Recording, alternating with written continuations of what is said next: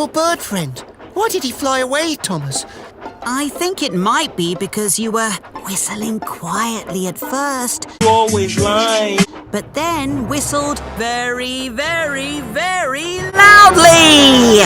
Because quiet and loud are opposites. Opposites? What are opposites? You stupid. Two things that are different from each other. Like what? Would you like to learn some opposites? Let's try. Let's find an opposite.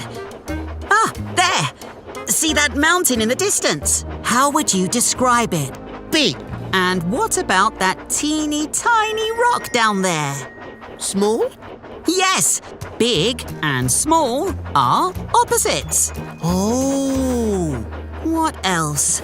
Ah, see your bird friend high in the sky. Oh, yes. He's way up high. And what about that kitty cat? She's low on the ground. Yes, the bird is up high and the cat is down low. High and low are opposites.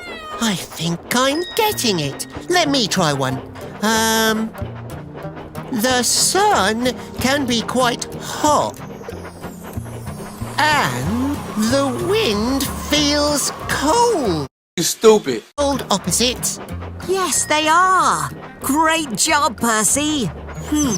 So I scared the bird because I was too loud. I better do the opposite and keep my whistle quiet. I think that just might work.